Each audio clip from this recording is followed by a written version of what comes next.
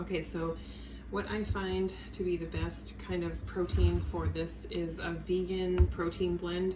I change it up all the time. Right now I'm using this Weber Naturals. I find that getting one that has a pea protein, brown rice, ham, pumpkin seed, those kind of mixes work really well together. So there's lots of them out there. I've tried multiple. This is just what I happen to be using right now. I would just also look for like organic or non-GMO, that kind of thing. And then I use vanilla mostly, but sometimes I also get the chocolate one. So we're gonna go 1 scoop of that into the bowl. And then I'm also right now using collagen peptides or collagen powder to add a little extra protein, and collagen is great for the skin, hair, nails, for the gut and everything. So just 1 scoop there. And I'm just using, there's lots of brands out there. This one I found on Amazon. So there's lots of choices in collagen. Okay, and so I've got that, and then I'm gonna do my oats. I like the sprouted rolled oats here. So 1/3 of a cup is what I use.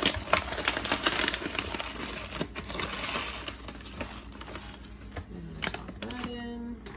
And then 1/3 of a cup of egg white. So lots of brands there. Sometimes I go Superstore, sometimes I go Costco. So you can also do whole egg, like 1 whole egg works really well. I kind of go back and forth. If I'm doing a like a higher carb day, so I'm adding the oats and stuff in here, then I tend to stick with the egg white. If I'm doing sort of a, because I have 2 versions of this. I have a higher carb and a lower carb version. If I'm doing the lower carb version, I tend to stick with the whole egg. And then you add enough water to make sort of a pancake consistency. So it's usually, like I usually kind of fill my 1/3 of a cup thing again. And then I just, and it depends on the protein that you're using, because some are really thick and lots of fiber and some have less. So I always just start by adding a little bit, because you don't want it to be super runny. You want it to be kind of a thicker, so that was enough. That was like half of that. Because if you add too much water, I've done that before, and it just becomes like a total mess in the pan. So, okay. So, and the pan here is heating up. So what I use, I just buy these little spray bottles, and I've got a little bit of MCT oil in here. These are great for just coating the pan a little bit with your with oil. You can also just do like butter or straight up coconut oil as well. Those work really well. And then once the pan heats up, then we can add in the mixture. Okay, so once the pan is warm, I usually put it just on like a medium heat, and then I just usually use a spatula and pour the mixture in there.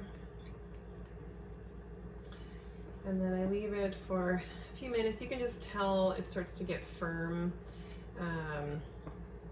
and maybe a little bit bubbly in the middle. And then it'll be ready to flip.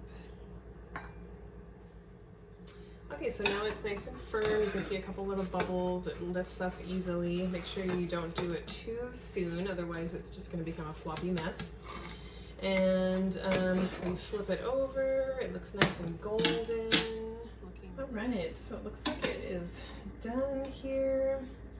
See, nice and golden here.